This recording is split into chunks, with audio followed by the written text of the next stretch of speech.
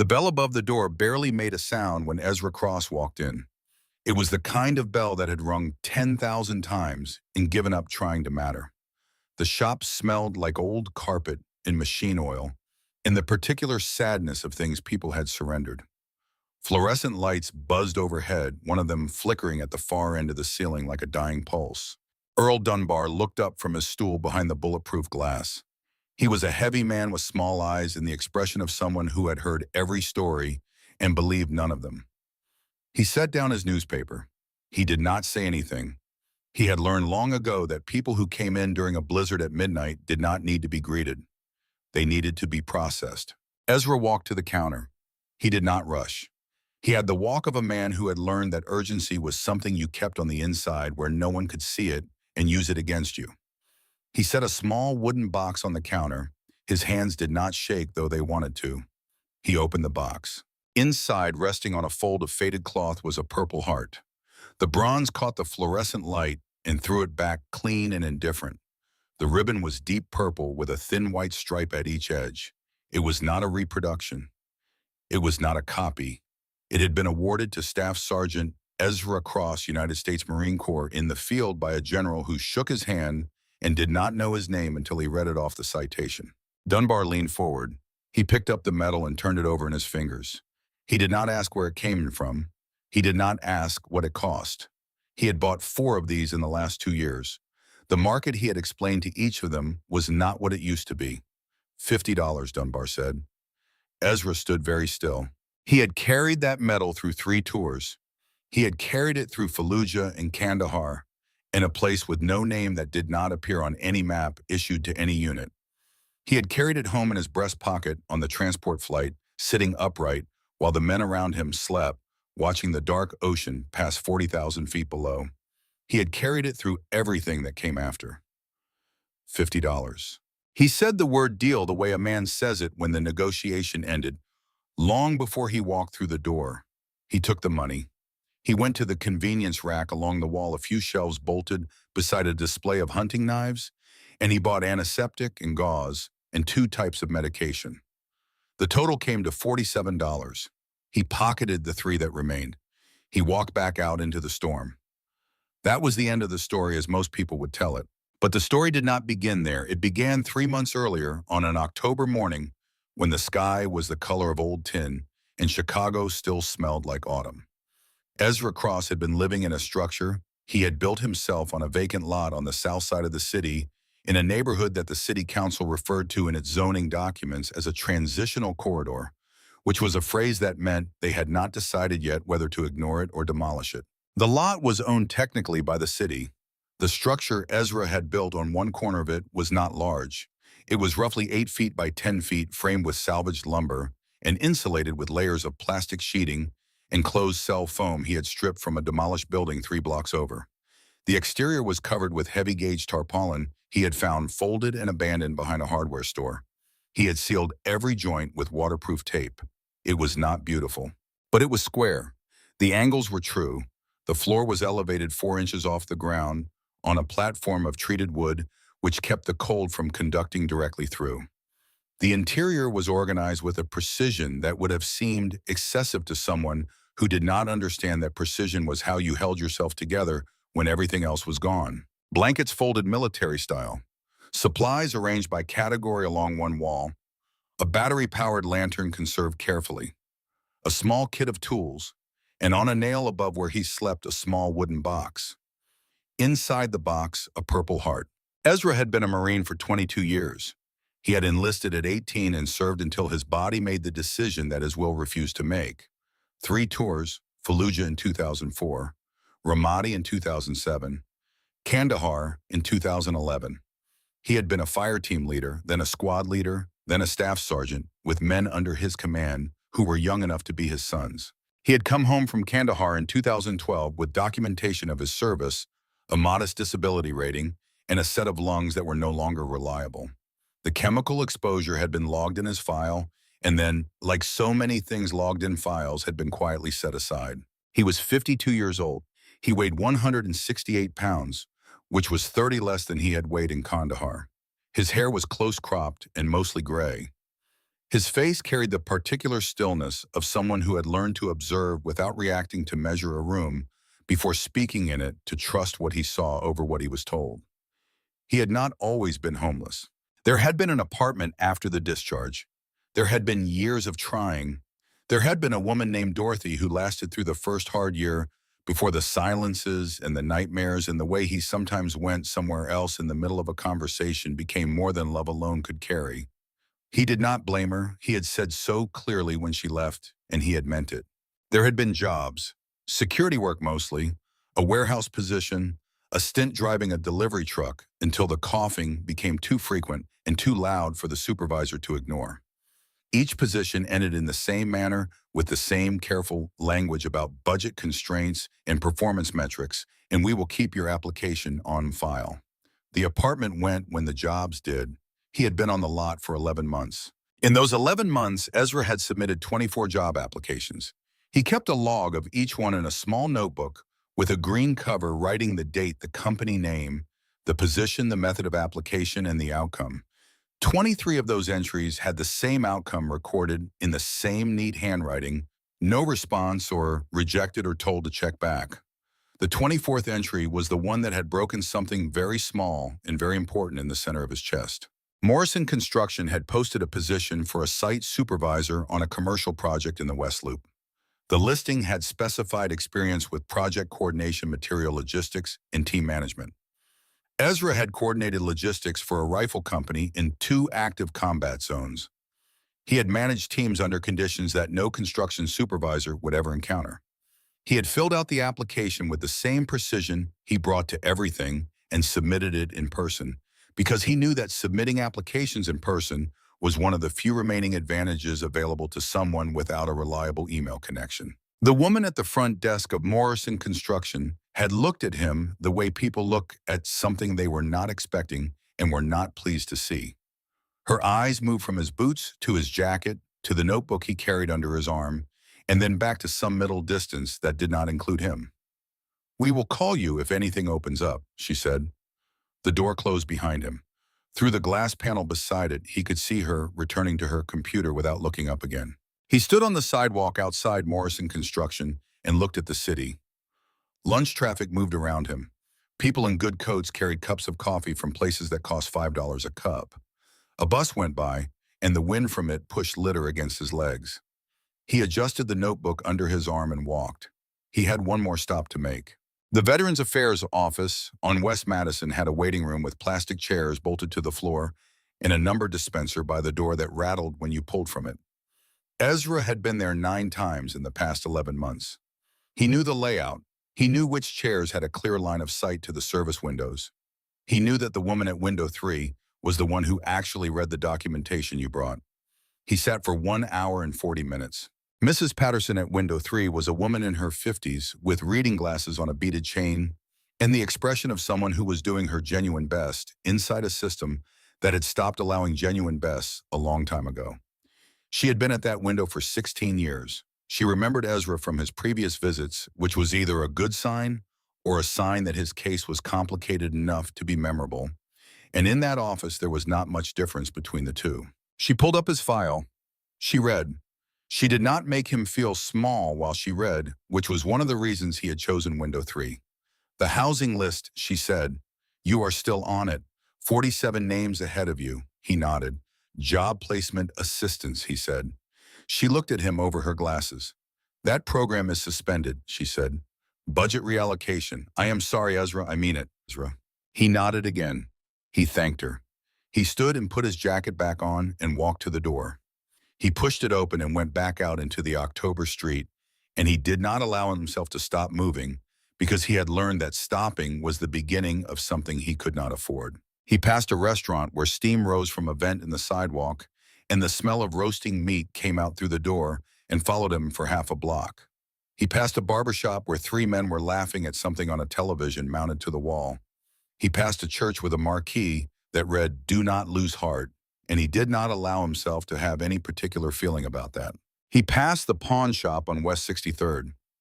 Earl Dunbar's. The neon sign in the window read, "We buy gold, silver, jewelry metals." The word metals flickered because the E was going out. He had walked past that sign 67 times in 11 months. He had counted in the way that men who are managing something internal count things as a way of giving the mind something mechanical to do. He kept walking. Back at the lot, he sat for a while in the last of the afternoon light and opened his notebook and drew a careful line through the entry for Morrison Construction. He wrote the date. He wrote rejected, implied. He closed the notebook. He looked at the wooden box on the nail above his sleeping area. He looked at it for a long time. Then he set about the methodical work of preparing the shelter for the night. October became November. November had its own quality of cold. Not yet the deep structural cold of January, but the kind that reminded you it was coming, that issued the reminder in a tone that was not friendly. Ezra added a second layer of plastic sheeting to the north wall of the shelter. He sourced additional insulation from a demolished apartment building 4 blocks away, carrying it in 2 trips over 2 days. He cataloged his supplies with the same meticulous attention he had brought to inventory in the field. He knew what he had, he knew what he needed, he knew the distance between those 2 things precisely. He was good at knowing the distance between 2 things precisely. What he was not prepared for on a Tuesday in late November was Officer Bryce Holt. Ezra was outside the shelter sorting through material when the white patrol car pulled to the curb. He had seen patrol cars stop at the lot before. Usually they idled for a moment, the officer inside looking out through the window, and then they drove on. There was nothing technically illegal about what Ezra was doing. The lot was city property, which made his presence an administrative gray area rather than a criminal one. Most officers understood this distinction. Holt did not get out of the car immediately. He sat for a while, engine running, and Ezra did not turn to look at him. He continued sorting material. He had learned in 22 years of military service that performing your task calmly and consistently while being observed by authority was the single most effective demonstration of legitimacy available to a person without documents. The car door opened. Holt was a younger man, late 30s, with the particular physical confidence of someone who had never been in a situation he could not resolve by the weight of his uniform alone. He walked with his thumbs hooked in his belt. He looked at the shelter with an expression that was not quite disgust, but was working toward it. He held out an envelope. Ezra took it without speaking. He opened it. He read it carefully, completely, from the first line to the signature at the bottom. He was good at reading documents. He had written and received enough of them in his service to understand exactly how much was communicated by what was not said. The letter was a notice of immediate vacancy requirement issued by the Office of the Deputy Commissioner for Urban Development. It directed the occupant of the property to vacate within 48 hours to facilitate the commencement of authorized redevelopment activities. It was signed by Commissioner Harlan Voss. Ezra looked up. "This is a vacant lot," he said. "The city has not had an active redevelopment plan for this property in 11 months. Holt looked at him with the expression of a man performing patience he did not feel. "The notice speaks for itself," Holt said. Ezra folded the letter and put it in his jacket pocket. He turned back to his sorting. What happened next did not take long. Holt stepped around him to the entrance of the shelter. He pulled back the tarpaulin at the doorway and looked inside. Then he did something that Ezra would not forget. He took hold of the vertical support post on the left side of the entrance frame, and he pushed. Not hard enough to collapse the structure, just hard enough to make the frame shift to compromise the tension in the sealed joint at the top corner, to pull a section of the weatherproofing tape loose, just enough to let the cold in. He let go of the post. He straightened his jacket. He looked at Ezra. 48 hours, Holt said. He walked back to his car. He drove away. Ezra stood for a moment without moving. He looked at the shelter. He looked at the corner where the tape had pulled loose. He looked at the sky, which was the color of dirty concrete and moving in a way that had nothing casual about it. Then he got his tools and he fixed what Holt had broken. He sealed the joint. He reinforced the corner with an additional brace. He checked the integrity of every other joint in the frame while he was at it. He worked with the focus and economy of motion that came from doing difficult things in conditions that did not wait for you to feel ready. When he was done, he sat inside the shelter in the last light of the afternoon and he opened his notebook.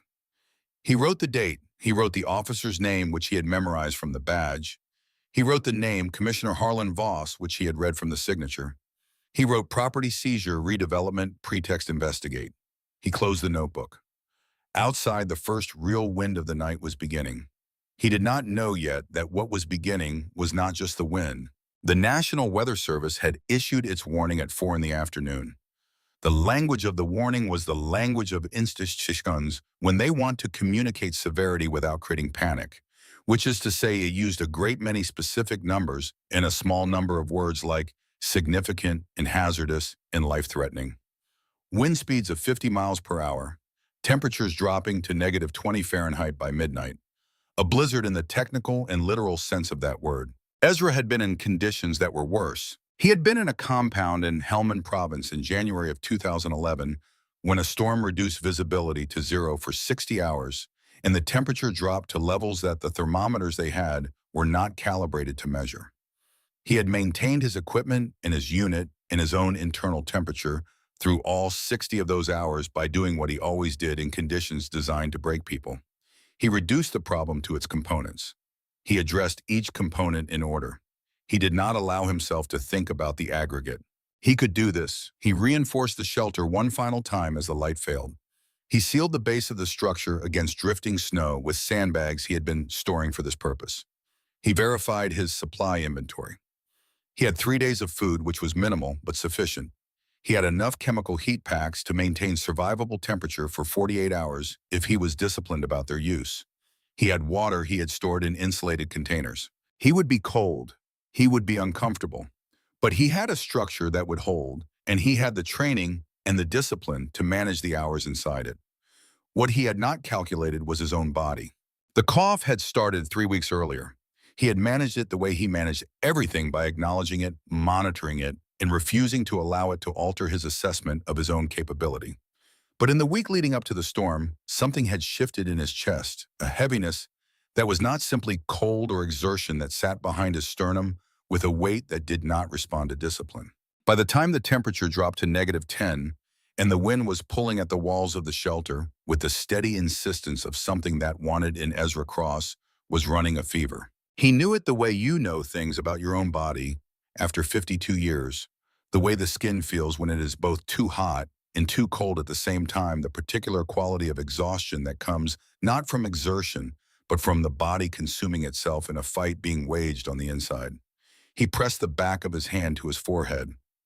He looked at the small thermometer on his wristwatch. The reading it gave him was only approximate, but it was not a reading that suggested maintenance. It was a reading that suggested a problem. He coughed. He pressed his mouth closed with his fist. When he took his fist away, there was blood. He looked at it for a moment. He had seen blood in many contexts.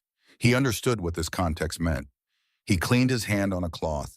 He lay down and pulled the blanket over himself and focused on breathing steadily and not thinking about what was happening in his lungs. Outside, the city of Chicago disappeared into white.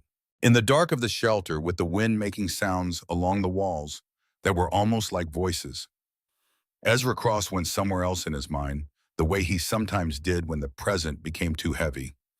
He went to Kandahar. He went to 2011. He went to a road that had not been a road on a night that had not had any business being as quiet as it was. The squad had been in the third vehicle of a 4-vehicle convoy, a route clearance operation through a district that intelligence had assessed as moderately hostile, which in that particular district at that particular time meant significantly hostile with the serial numbers filed off. The road was packed, earth-hard and reliable under the daylight hours, and less so after dark when you could not see the variations in the surface texture that told a trained eye where it had been disturbed. The IED was command detonated. The blast took the vehicle in front of them. Ezra's Humvee stopped. The world outside the glass was fire and dust and the particular sound of a situation in which the training takes over because the mind cannot process fast enough.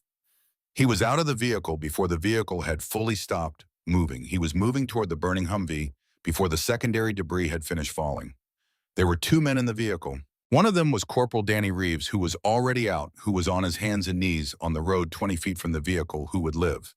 The other was Private First Class Colt Garner, who was still inside, who was pinned by the collapsed roof support on the driver's side, who was conscious, and whose voice Ezra could hear through the smoke, saying something that was not quite words. Ezra went in. He went into the burning vehicle through the rear hatch, which had been blown partially open by the blast, and he worked his way forward through the smoke and heat and got his hands on Colt Garner's arm and pulled. Colt was pinned hard. The roof support had him by the left leg. Ezra braced his feet against the floor and pulled with everything he had, and the roof support shifted 3 inches and then stopped. He repositioned. He pulled again. The vehicle was burning in earnest now. The heat was the kind that removes options quickly. He got Colt free. He dragged him out through the rear hatch. He was 10 feet from the vehicle when the fuel cell went. The pressure wave put both of them on the ground. Ezra came up first. He got his arms under Colt Garner and he moved them both away from the vehicle to the point where the medic could reach them. Colt Garner had a broken leg, burns on his left arm and neck, and a look in his eyes that Ezra recognized as the look of someone who was deciding whether to stay. Ezra had put his hand on the side of the young man's face and said the only thing he could think to say, which was that they were going to need him to stick around. Colt Garner had lived, for 2 months at least. He had been transferred to Bagram, and then to Germany, and then to Walter Reed, and the leg had healed, and the burns had healed, and everyone had said he was doing well. Because in the particular language of that time and that place, doing well meant still alive. And then one morning in February, Colt Garner had not been alive anymore. He had been 23 years old. The report had said cardiac event related to injuries sustained in theater. Ezra had read the report 3 times the way he read documents when they told him something he was not ready to believe. He had written a letter to Colt's family. He did not know who they were beyond the name Garner and a home address in Ohio. He had written it carefully and mailed it to that address. He had never received a reply. In the dark of the shelter with his fever climbing and the wind howling and 12 years between that road and this moment, Ezra Cross pressed his eyes shut and let the memory finish playing and then pulled himself back to the present. He had gotten to that address in Kandahar for a reason. He stayed in the present by focusing on the sound of the wind. Specific sounds. The way it changed pitch as it moved around the corner of the structure. The rhythm of it. He had done this in foxholes. He had done this in buildings that were not safe. He did it now. He was not sure how much time had passed when he heard the other sound. It was not the wind. The wind had a quality that was continuous, that built and receded in cycles. This was different. This was sharp and specific and final. Metal against something hard, a skidding contact, a compression of force against an immovable surface, and then a sound like a large thing coming to rest.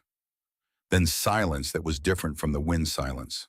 Ezra was on his feet before he had made a conscious decision to stand. His body did this. It had been trained to do this.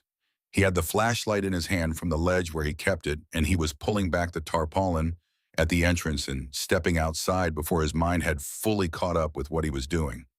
The cold hit him like a door being closed on his face. The wind was 40 miles per hour and blowing sideways. The snow was horizontal, thick enough to reduce visibility to almost nothing.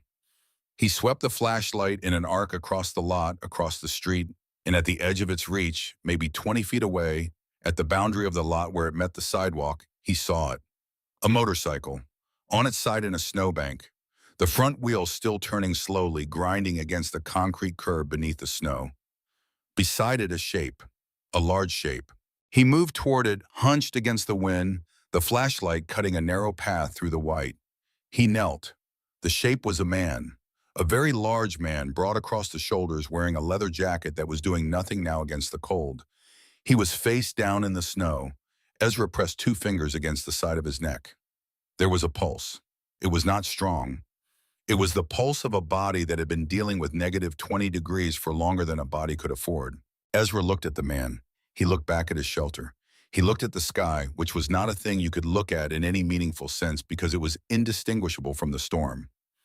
He looked at the man again. He thought about the medical kit inside the shelter. He thought about his own fever, which was burning behind his eyes and turning the edges of his vision soft. He thought about his own supply inventory, which was enough for one person for 3 days. He did not think about any of this for very long.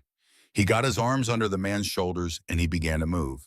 The man was enormous, 6'4", maybe more, and the kind of solid that came from a life of physical work rather than a gym. Ezra calculated his weight at 250, maybe 260.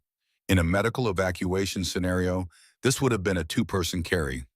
Ezra had 1 person. He used what he had. He dragged. He got his weight low and his center of gravity over his heels, and he pulled steadily one step and then another, breaking the drag into increments small enough that each one was possible. The snow resisted.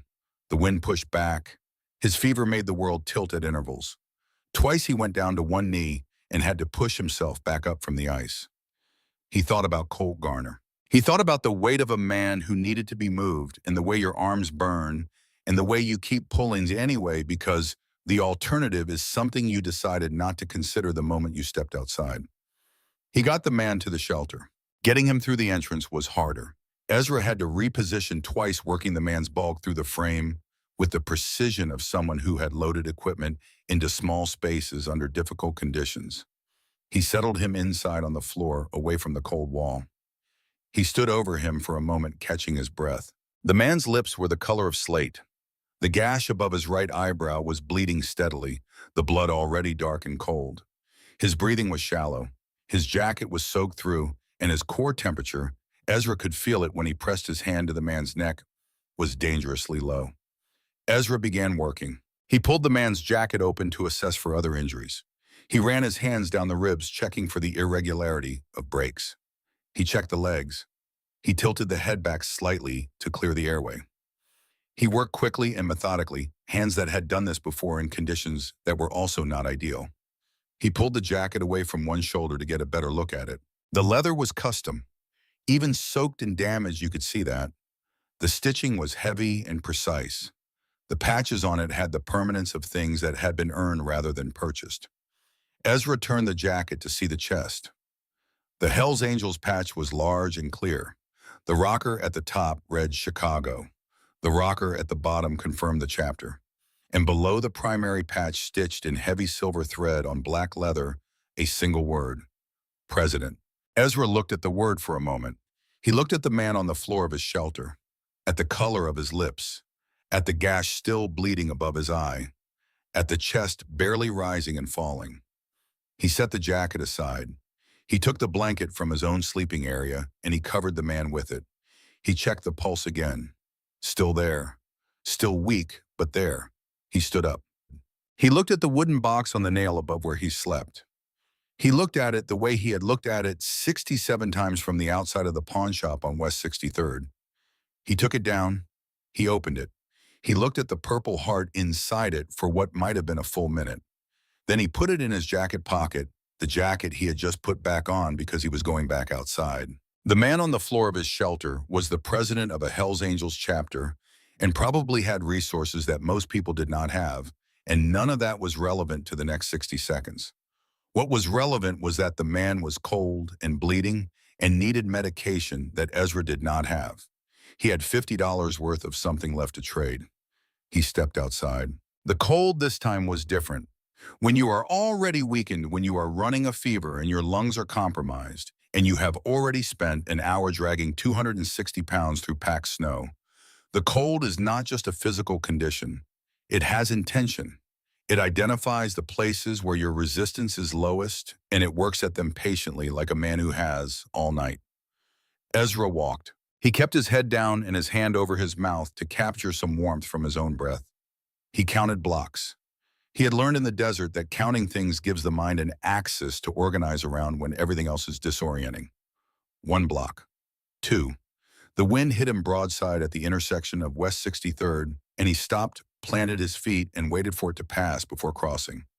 Earl Dunbar's neon sign was ahead. The bell barely made a sound when Ezra Cross walked in. He set the wooden box on the counter. Dunbar opened it. Dunbar turned the metal over in his fingers. The market was not what it used to be. $50. Ezra said the word deal. He bought what he needed, $47. He pocketed $3. He walked back out. The return was harder than the walk there. His body had spent whatever reserve the first trip had left, and the cold had consolidated its positions in the time he was inside. His vision at the edges was not reliable. He coughed once into his sleeve and did not look at the sleeve afterward. 1 block. 2 blocks. He thought about Rodriguez, who had been his corporal in Ramadi, who had a wife named Teresa and a daughter he had never met who had died in the second week of that deployment, with the particular unfairness of someone who had survived everything harder that came before it. He thought about Colt Garner. He thought about the faces of people he had promised to bring back and had. He thought about the ones he had not. He reached the lot. He pushed through the entrance of the shelter and knelt beside the man on the floor. The man was shivering now, which was better than not shivering. Shivering meant the body was still fighting. Ezra opened the antiseptic in the gauze. He cleaned the gash above the man's eye with the precision of the field medic training he had completed in 2003 and never forgotten, because the kind of knowledge that saves lives is the kind that locates itself in the hands rather than in the mind. He sutured nothing. He did not have the tools. He used butterfly closures cut from the gauze and pressed the wound together firmly and held it until it settled. He wrapped the head with the remaining gauze tight, but not constrictive. He crushed 2 of the antibiotic tablets between 2 flat stones he used as cooking surfaces, mixed them to a rough powder, and dissolved them in a small measure of water. He spooned this into the man's mouth, slowly tilting the head to encourage swallowing. Most of it went down. He checked the pulse. Stronger. Still not strong, but the difference was measurable. He sat back. His fever was worse. He could feel it as a kind of brightness behind his eyes, a heat that came from the wrong direction. His hands were finally shaking, which they had not done while he was working, because they were professional enough not to shake while there was work to do. There was only one blanket. He looked at the man on the floor. He looked at the blanket. He looked at what this meant logistically and practically, and from the perspective of someone who was responsible for keeping 2 people alive through a night that was going to last several more hours. He lay down beside the man and pulled the blanket over both of them. The man was generating some heat now. Not much, but some. Ezra matched his breathing to the slow rhythm of the man beside him and focused on maintaining his own temperature through proximity and stillness. He had shared warmth this way before in mountains, in circumstances where the alternative to another body's heat was none. After a while, the man stirred. Not fully. He was still unconscious in the way of someone whose body had turned off the non-essential systems to protect the essential ones. But his lips moved. Words came out broken and quiet, the particular fragments of speech that emerged from the unreachable place between consciousness and sleep. Colt, the man said. His voice was a ruined thing, barely above a breath. Then I am sorry. Then nothing more. Ezra lay in the dark with the storm pressing at the walls and the man's broken apology still in the air above them. He stared at the ceiling of the shelter. He thought about a name. He thought about the word sorry said to someone who could not hear it. He understood what that felt like. He put his hand briefly on the man's shoulder. Not to comfort. The man was unconscious, and comfort was not something he was capable of receiving. Just to say you are here. You are still here. Stay. Outside, the blizzard reached the peak of its force. Chicago disappeared. The lot disappeared. The shelter was a small, improbable warmth in the center of a world that had turned entirely white. Ezra Cross closed his eyes and kept breathing. The storm did not end so much as it exhausted itself. By 5 in the morning, the wind had dropped from something that had intention to something that merely persisted. The snow was still falling, but falling straight now without the lateral violence of the night before. Chicago was quiet in the way that cities are quiet after something has happened to them. A silence that is not peaceful, but suspended, waiting to see what comes next. Ezra had not slept. He had drifted several times into something adjacent to sleep, a shallow place where the body rests without fully releasing its watch, and each time he had come back to the same cold and the same dim light, and the same large man breathing steadily beside him. The breathing had normalized somewhere around 3 in the morning, losing the shallow irregularity that had concerned him and settling into something deeper and more reliable. That was the only development worth noting in the hours between midnight and dawn, but it was a significant one. The fever had not broken. It had settled into a steady, merciless plateau, the kind that does not spike dramatically, but simply maintains itself at a level that makes everything require more effort than it should. Thinking required more effort. Moving required more effort. Keeping his assessment of the situation accurate required more effort, which was the one he could least afford to lose. He sat up carefully when the light through the plastic sheeting shifted from black to gray. He checked the man's pulse. Strong now, genuinely strong. He checked the bandage on the head wound. The bleeding had stopped the closures holding. He pressed 2 fingers lightly to the man's wrist for a longer count. 62 beats per minute, steady. He was going to live. Ezra stood and rolled his shoulders and took stock of himself with the same clinical detachment he had just applied to his patient. His own pulse was elevated. His temperature was still wrong. His lungs, when he breathed deeply, produced a sound from somewhere inside that reminded him of wet paper. He had $3 and no medication remaining for himself. He had a body that had spent the night doing things it was not currently equipped to do. He would deal with this in order. He was heating water on the small camp stove, the last of his fuel, when he heard it. It was distant at first, and he thought it was the city resuming the ordinary mechanical sounds of morning in a neighborhood that never went fully quiet. But it grew. It grew with a specificity and a direction that ordinary city noise did not have. It was coming from the street. It was coming from multiple sources. And it was the particular sound of large displacement engines, the deep resonant note of Harley-Davidson Fight twins, not one or two, but many approaching, in what his trained ear identified as coordinated movement. He set down the cup. He pulled back the tarpaulin and looked out. The street at the edge of the lot was filling with motorcycles. Not rushing, not chaotic, moving in formation, 2x2 headlights cutting through the gray morning air, pulling to the curb in a sequence that suggested practice rather than accident. He counted quickly, 12, then 20, then more coming around the corner, the sound building until it occupied the entire street, and the buildings on both sides were throwing it back. 40 bikes, 40 riders, all of them in Hell's Angels colors.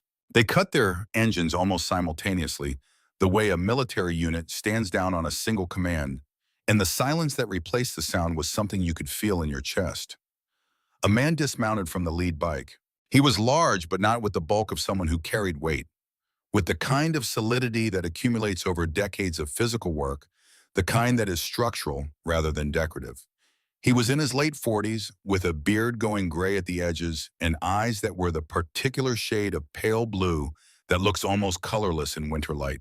He wore the full Hell's Angels colors, and on his chest the same patches Ezra had read in the dark the night before.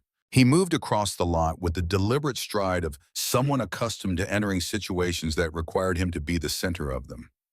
He stopped at the entrance to the shelter. He looked at the structure for a moment. He looked at the careful construction of it, the sealed joints, the reinforced corners, the elevated floor. His expression did not change, but something in it shifted in a way that was not nothing. Then he looked at Ezra. Ezra looked back. Neither of them spoke for a long moment. Behind the man, the 40 riders stood beside their bikes in the gray morning air, and none of them spoke either. The silence of them was a different kind of silence from the storm silence. It was the silence of people waiting for someone specific to act. The man said, "Where is he?" It was not a question in the well that most questions are questions.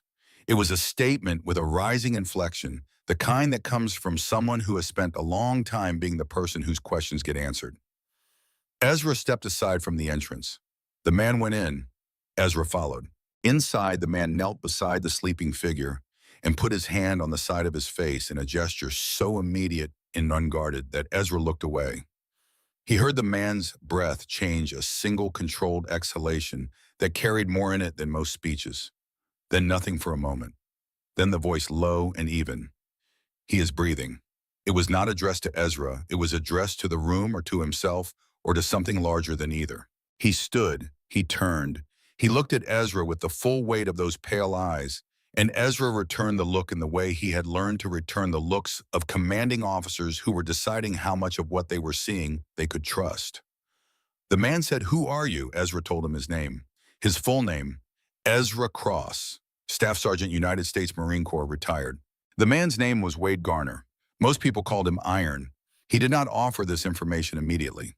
He asked his questions first the way a man does when he has learned that information given before questions are answered is information given to someone whose trustworthiness has not yet been established. He asked how long the man had been outside before Ezra found him. He asked what injuries he had identified.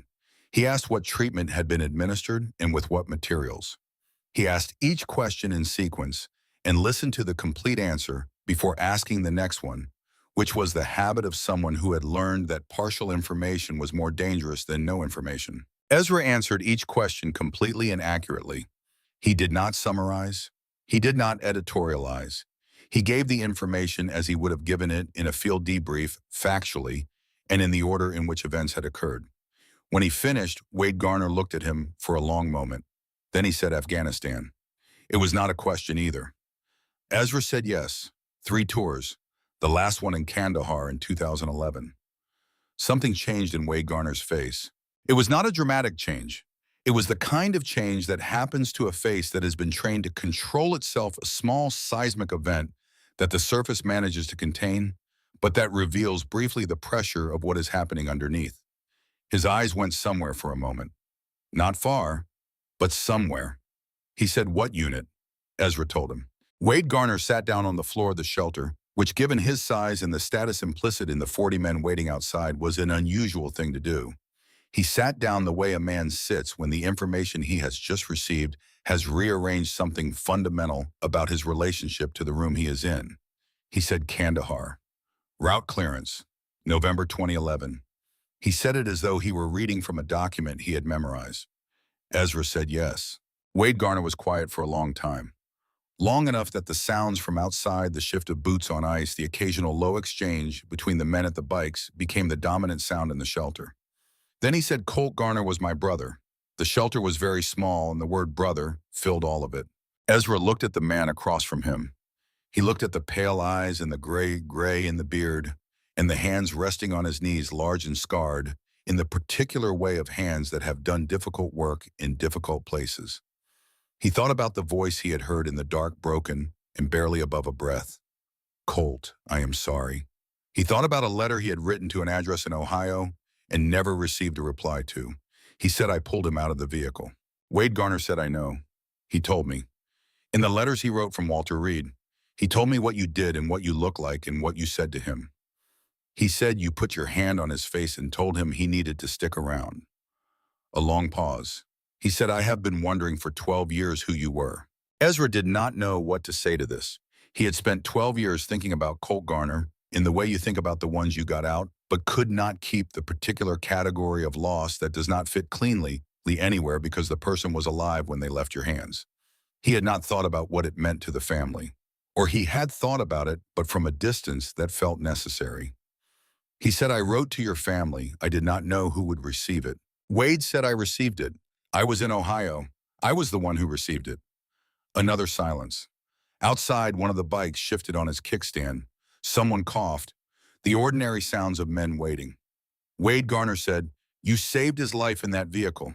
He said it clearly and without decoration, the way men of a certain generation and a certain experience say things that matter to them, not as an opening to a longer speech, as a statement of a fact that had been sitting 12 years without a place to be said. Ezra said, not for long enough. Wade nodded.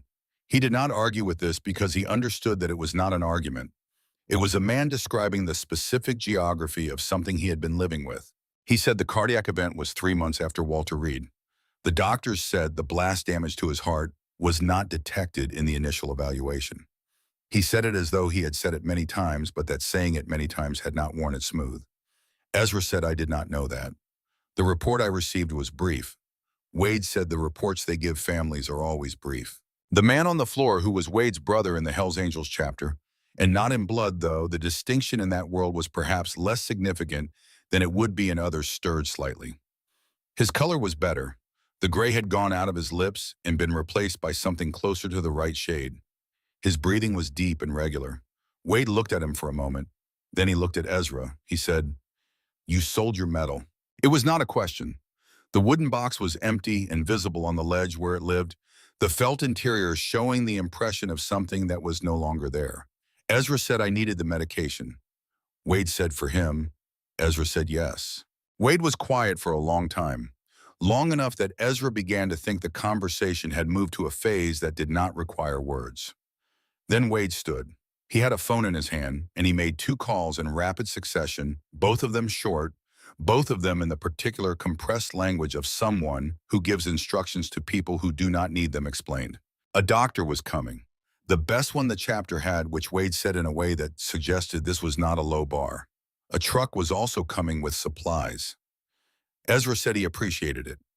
Wade looked at him with those pale eyes and said, you kept him alive in -20 with a fever using $47 worth of drugstore supplies. Do not thank me for sending a doctor. Then he went outside to speak with his men. Ezra stayed inside with the man on the floor whose name he still did not know, and watched the breathing and the color and waited. The doctor arrived 20 minutes later, a compact and efficient man in his 60s named Rafferty, who had the hands of a surgeon and the manner of someone who had treated injuries in conditions that were not sterile and had made his peace with this fact. He examined the man on the floor with thorough speed, which is the particular skill of emergency medicine, and confirmed what Ezra's assessment had indicated. Broken ribs, 2 of them. Mild concussion. Hypothermia treated and resolving. The head wound, he said, looking at Ezra's bandaging work, had been closed correctly. He said this without additional comment, but in a tone that registered it. He also looked at Ezra. He looked at him the way a doctor looks at someone who is not the patient, but probably should be. He said, "When did the fever start?" Ezra told him. Rafferty pressed a stethoscope to Ezra's back and listened. His expression during the listening was professionally neutral, which was its own kind of information. He administered an injection from his bag, antibiotic, he said, and handed Ezra a course of tablets in a small bottle. He said, "You have pneumonia, early stage. The tablets are for 10 days. Take them on schedule." Ezra said, "What do I owe you?" Rafferty said, "Wade will handle it." Then he went back to his patient. Outside, the morning had arrived fully. The sun was not visible, the sky still a uniform gray, but the light was the light of day rather than the light of a storm, flat and honest and sufficient. The 40 riders had not left. They stood or sat in small groups, some of them with coffee from containers that had appeared from somewhere, talking in the low tones of men who were comfortable with waiting because they had done a great deal of it. Ezra stood at the entrance to the shelter and looked at them, and they looked at him. One of them separated from a group near the back. He was a large man, larger than most of the others, with a shaved head and a jaw that suggested a history of impact and a gray beard cut close. He wore the vice president patch on his colors.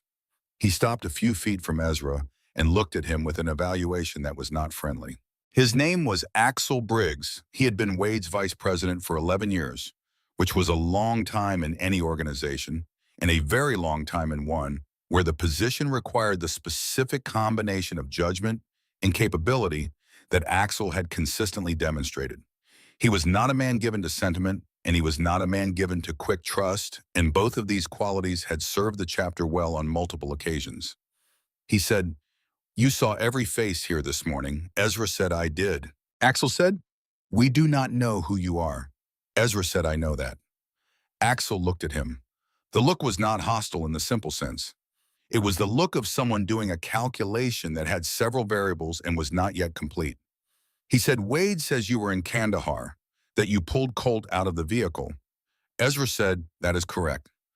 Axel said Colt was not just a name to us. Ezra said, "I understand." Axel said, "I am not sure you do." He was 23 years old.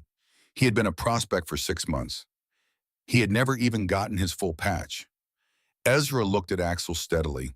He said he was scared in that vehicle.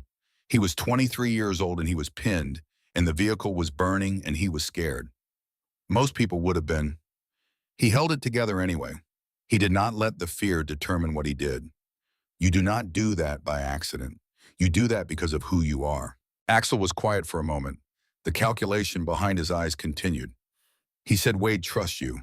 Ezra said, "Wade does not know me well enough to trust me. He knows what I did in one situation 12 years ago.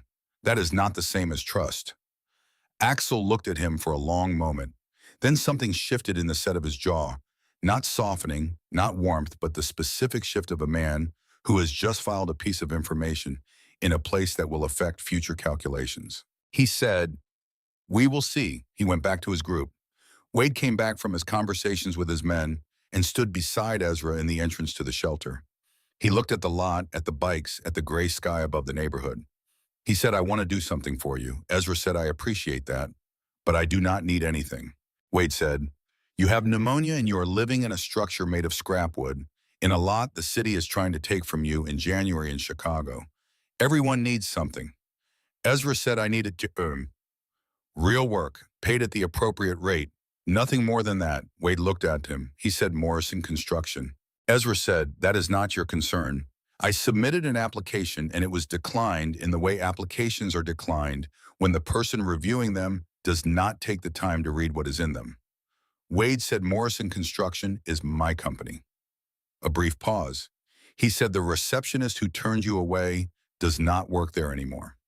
Ezra processed this. He said, I do not want a position created for me. Wade said, I have a foreman position open on a West Loop project. It has been open for 6 weeks because every person I have interviewed for it has been unable to read a logistics plan without having it explained to them. The position is real. The pay is correct. The work will be harder than what most people can manage. Ezra said, I can manage it. Wade looked at him with something that was close to the beginning of respect. He said, I know. What happened next arrived without warning, which is how the things that Commissioner Harlan Voss arranged tended to arrive.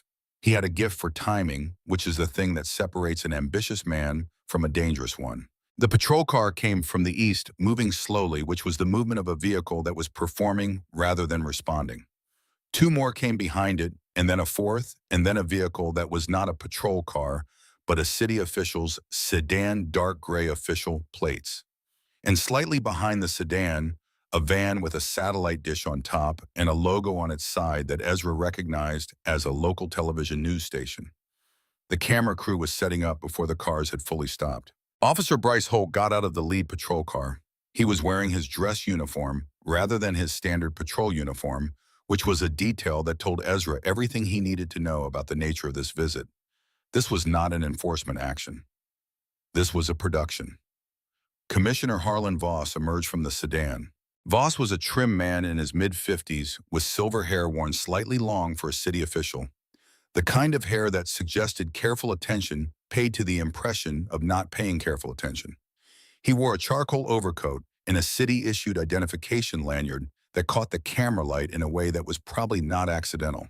He had the face of a man who had spent 20 years in rooms where the narrative was more important than the facts, and it showed in the particular way he arranged himself before the camera was fully rolling. He smiled at the camera. He said in the manner of a man making a public statement, he had prepared and rehearsed that the city was committed to ensuring the safety of all residents, and that the presence of unauthorized structures on city property, combined with the gathering of known criminal organizations in residential areas, represented a clear public safety concern that the Office of the Deputy Commissioner was obligated to address. He said the word criminal organizations with the care of a man who has consulted a lawyer about exactly how many times and in what context he could say it before a camera. The 40 riders had not moved. They were watching Voss with the collective stillness of people who had been in situations where reacting was exactly what was being invited and had learned not to accept the invitation. Wade stood beside Ezra and said nothing. Holt walked toward Ezra with the specific, measured stride of a man performing an arrest for an audience. He held the handcuffs in a way that ensured they were visible to the camera. He stopped in front of Ezra. He said, Elijah Cross, you are being placed under arrest for unlawful occupancy of city property and vandalism of city infrastructure. Ezra said, the second charge is fabricated and we both know it. Holt said, you have the right to remain silent. The handcuffs went on.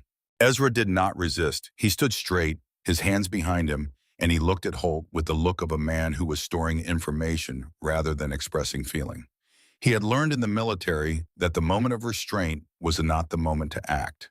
The moment to act was later in the environment where acting was possible, and the terms were yours to set. He turned his head and looked at Wade. Wade was looking at Holt, then at Voss, then at the camera. His jaw was set and his eyes were the color of ice over deep water. Then Holt reached into Ezra's jacket pocket and said, what is this? And pulled out the small bottle of antibiotic tablets that Rafferty had given him 40 minutes before. He held the bottle up. He looked at the camera. He said, we also appear to have a controlled substance situation here. The bottle had a pharmacy label on it. The label had Rafferty's name on it, and the medication name, and the date, and the dosage instructions. These were facts that Holt was electing not to read aloud, which was a choice that said a great deal about the kind of officer Bryce Holt was. Ezra said, that is a prescribed antibiotic administered by a physician this morning for a documented pneumonia diagnosis. Holt said, we will sort that out at the station. He walked Ezra toward the patrol car. What happened then did not happen loudly. It happened quietly, which made it more effective than noise would have been. The 40 riders did not move toward Holt. They did not shout. They did not make any gesture of aggression or threat. They simply repositioned with the unhurried coordination of people who had practiced moving together in situations that required precision, and when they had finished repositioning, they formed a line along the street facing the patrol cars. 40 men in Hells Angels colors, standing in the January cold, not blocking the cars, not impeding the arrest, simply being visible in the specific way that 40 people who have decided to be visible are visible. The camera swung toward them.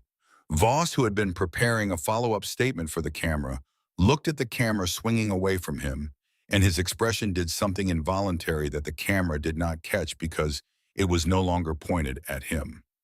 Wade walked to a position where the camera could clearly see his face and his patches. He stood with his arms at his sides. He looked directly into the lens. He said, "We are waiting for our brother." 7 words. He said them without raising his voice, without theater, without any of the accessories that public statements usually carry. He said them the way you say something that does not need anything added to it because it is already complete. The camera held on him for a long moment. In the patrol car, Ezra sat with his hands cuffed behind him and his back straight and his fever burning steadily behind his eyes. Through the window, he could see the line of riders, the gray morning light on the chrome Wade's face turned toward the camera. He could see Voss on the other side of the car, speaking to someone on his phone, the charcoal overcoat less composed than it had been 5 minutes ago. He could see Holt in the front seat, and he could see the moment when Holt registered the shift in the situation, the way the visible weight of public attention rearranged itself, and Holt's jaw tightened in the way of someone who has executed a plan and is beginning to understand that the plan did not account for something. The car pulled away. The interview room at the district station had been painted the same institutional green at some point in the 1980s and had not been changed since, which gave it the quality of a room that had stopped caring about itself. The table was metal bolted to the floor. The chair across from Ezra was empty. He sat with his hands in front of him now, the cuffs removed, and he waited. He was good at waiting. You saw him.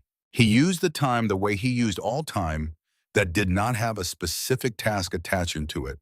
He organized. He went through what he knew. He went through what he needed to know. He went through the sequence of events in the order they had occurred and identified the points at which the situation could be changed and the points at which it could not. The antibiotic bottle was the point that concerned him. Not the arrest itself. The unlawful occupancy charge had no real teeth. The lot was a gray area. Any competent review would see that. But the implied controlled substance issue, even if resolved, left a residue. It left the kind of residue that appears in background checks, in housing applications, in the databases that employers consult when they want a reason to decline someone they were already inclined to decline. Voss understood this. Voss had designed it to work this way. You did not need the charge to stick. You needed it to exist briefly in the record. You needed the residue. Ezra thought about this with the methodical attention he brought to terrain analysis. You looked at what the ground was. You looked at what advantages it gave to whom. Then you found the approach that the terrain had not accounted for. He thought about the antibiotic bottle. The bottle had a pharmacy label. The label had information on it. Prescription medication dispensed under a physician's name was a documented chain. The chain could be verified.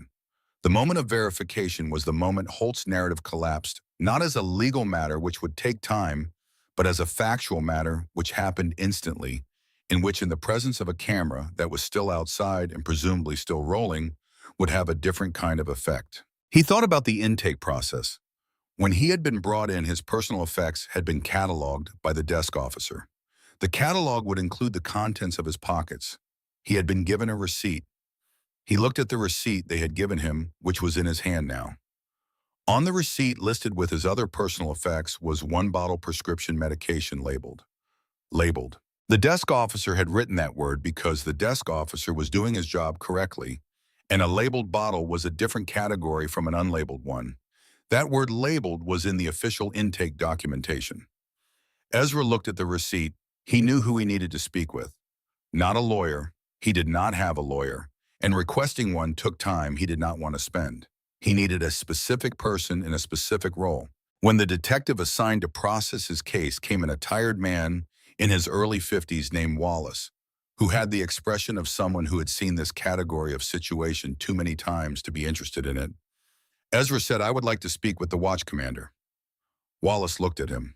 Ezra said, "I have a documentation discrepancy I would like to bring to the watch commander's attention before this goes any further.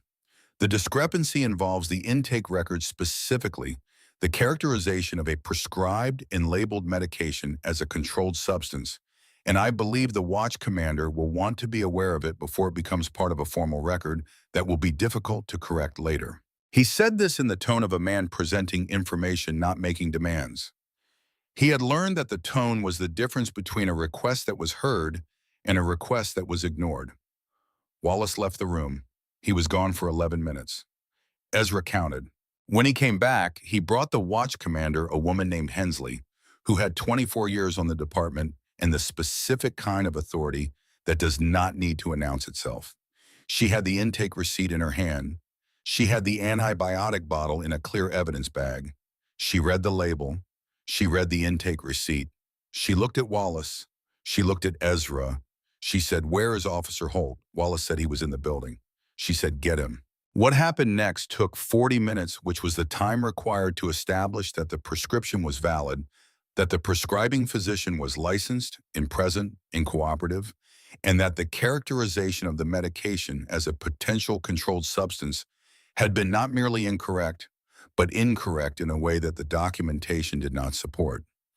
Hensley conducted this process with the thoroughness of someone who understood that the situation had exposed itself to a specific kind of liability and who intended to address that liability completely.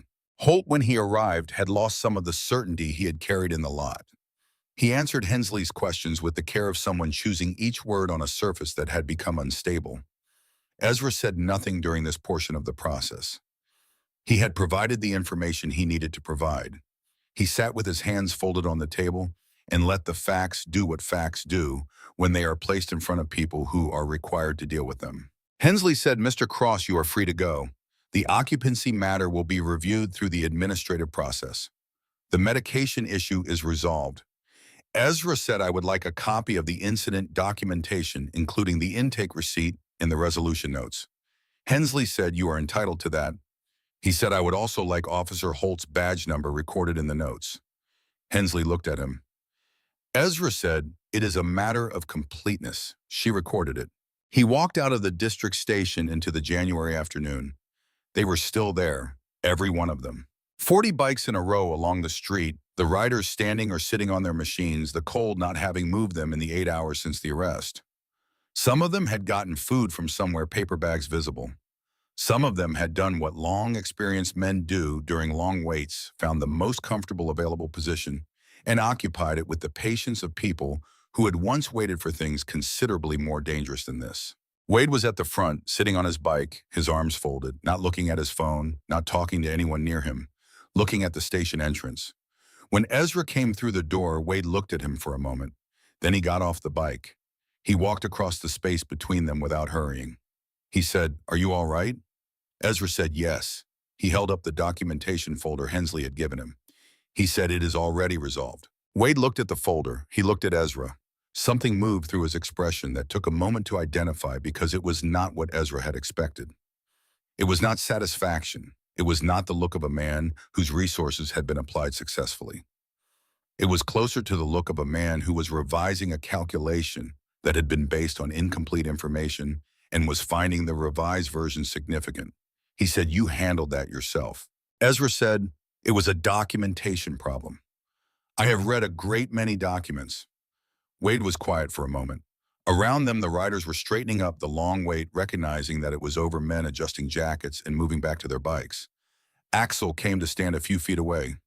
He was looking at Ezra with the calculation still running, but it was a different calculation now because some of the variables had changed. He had watched a man come out of 8 hours in custody with his back straight, in a folder of documentation he had assembled himself, and no particular drama about any of it.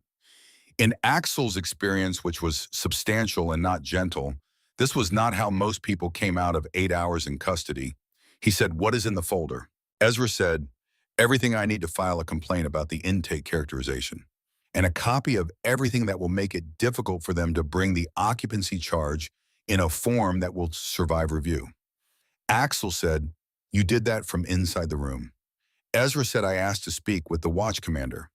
I identified the documentation inconsistency. I let the facts do the rest." Axel was quiet. He said, "Holt works for Voss." Ezra said, "I know. This will not be the last move Voss makes." Axel said, "No, it will not." He said it in a way that meant the chapter would be considering this fact seriously, which was different from the way he had looked at Ezra 8 hours ago, when the consideration had been whether Ezra himself was trustworthy. Wade said, "Come on, you need to eat something, and you need somewhere warm." Ezra said, "I have the shelter." Wade said, "The shelter has a compromised joint on the north wall, and you have pneumonia." Ezra said, "I repaired the joint." Wade looked at him with the expression of a man who is deciding whether to push and is assessing the cost of pushing against the cost of letting it go. He said, "There is a room at the chapter house. It is not a favor. It is how in practical matter. You are the foreman of the West Loop project as of Monday morning, which means you are on my payroll as of Monday morning, and I prefer my foreman not to be managing pneumonia out of a shelter in January." Ezra thought about this. He thought about what it meant to accept it and what it meant to refuse it. He had spent 11 months refusing things because refusal was the posture of a man who does not need assistance. And he had maintained that posture because it was true and because it was the only thing keeping certain other things from being true. But he was also plainly and practically a man with pneumonia standing in the January street who was about to start a job on Monday. He said, "I will need my tools from the shelter and the box on the nail above the sleeping area." Wade said, "We will get them." Axel turned and walked back to his bike without comment. But as he walked, Ezra saw it, just briefly. The small, precise nod of a man who has finished a calculation and arrived at a conclusion he did not entirely expect but intends to honor. It was not welcome. It was not warmth. But it was the beginning of something, and in Ezra's experience, beginnings were the thing you kept your eye on. The chapter house was a converted warehouse in a part of the South Side that had the particular character of a neighborhood that had decided to be what it was without apology. The building was solid and warm and smelled of coffee and motor oil, and the particular accumulated presence of a place where a great many people had spent a great deal of time. There were photographs on the walls, long rows of them, chapter members at various points over various decades, bikes and gatherings, and the occasional formal portrait that had the weight of something commemorating. Ezra was given a room on the second floor. It was not large. It had a bed and a window and a chair, and enough space for what he had, which was not much. Someone had put clean towels on the chair and a glass of water on the table beside the bed. He set his things down. He sat on the edge of the bed. He took the small wooden box out of the bag he had carried from the shelter. He opened it. The purple felt inside still held the impression of the metal that had lived there for 12 years. The shape of it was preserved in the material, clear and exact, the way a significant thing leaves its mark on the place where it rested. He closed the box. He lay back on the bed and looked at the ceiling of a room that was warm and still, and he listened to his lungs, which were not right but were working, and he let the events of the last 20 hours settle into their proper order and proportion. Outside on the street below, the sound of an engine turning over. One bike, then another. The chapter returning to its ordinary business, whatever that was, the particular machinery of a life organized around different principles than the ones that organize most lives. He thought about Colt Garner at 23, scared in a burning vehicle holding it together anyway. He thought about a letter he had written to an address in Ohio. He thought about a man who had spent 12 years carrying a question about who survived and who did not, and who had sat on the floor of a makeshift shelter this morning with that question finally answered. Looking at Ezra the way you look at something that has changed the shape of something you had come to believe was fixed. He thought about Voss. He thought about the folder of documentation in his bag. He thought about what Voss would do next, which would not be nothing, because men like Voss did not stop when the first approach failed. They regrouped, and they came from a different angle, and they used whatever was still available to them. He needed to know what was still available to Voss, which meant he needed to know what Voss was protecting. The lot was the visible surface of something larger. You did not send a camera crew to the arrest of a homeless veteran over a vacant lot. You did that when the lot was connected to something you needed to control, something whose discovery would cost you more than the cost of the operation you were running to prevent it. Ezra stared at the ceiling. He thought about the zoning documents he had found in the public records months ago when he first arrived at the lot, which he had read because he read everything relevant to his situation and which he had not thought about since, in the way you do not think about information that seems background until it stops being background. The lot had a classification in those documents, a redevelopment classification with a specific funding category attached to it. A federal funding category, Veterans Housing Improvement. He sat up. He thought about the 47 names ahead of him on the housing list. He thought about Mrs. Patterson at window 3 saying the job placement program was suspended budget reallocation. He thought about what budget reallocation meant and where budgets went when they were reallocated and who made the determination of where they went. He reached into his bag and took out the green notebook. He opened to a fresh page. He wrote Commissioner Harlan Voss at the top of the page. He wrote Veterans Housing Improvement Fund beneath it. He drew a line between them. He wrote, find out if these two things are connected, and if they are, find out who knows about it. He wrote it in the neat, precise hand of a man who had been writing field notes for 22 years and understood that the quality of the note was the quality of the thinking. He closed the notebook. He took the first antibiotic tablet of the day on schedule with the water from the glass on the table. Then he lay back and let himself sleep finally and completely for the first time in 30 hours. He slept the way soldiers sleep when the immediate crisis has passed and the next one has not yet arrived fully and without reservation, because the body knows that what is coming will require everything it can restore. Outside Chicago was quiet under its layer of new snow. Something had begun. It had not announced itself. It had not arrived with the machinery that significant things sometimes arrive with. It had arrived the way most significant things arrive, quietly in the middle of something else, wearing the face of an ordinary morning. But it had begun. He started Monday. 6 in the morning. West Loop, the kind of cold that had settled in after the blizzard, not with drama but with permanence, the cold of a Chicago January that has decided it is not a temporary condition, but a geological fact. The construction site was a cleared block where a mixed-use building was going up the steel skeleton, already 3 floors complete. The work paused during the storm and resuming now with the particular momentum of a project that had lost time and knew it. Ezra arrived before the crew. He walked the site in the early gray light with the deliberate attention of someone who needs to understand a space before he can be responsible for it. He walked the perimeter. He walked the interior. He looked at the steelwork, the foundation drainage, the material staging areas, the access points. He found 3 things that were wrong, not dangerously wrong, but wrong in the way that small errors compound when no one is tracking them. And he wrote each one in his green notebook with the date and the specific location and the correction required. The crew arrived at 7. There were 14 of them. They looked at Ezra the way crews look at a new foreman, with the particular reserve of people who have learned that the first impression of a supervisor is rarely the accurate one, and who prefer to form their own assessments over time.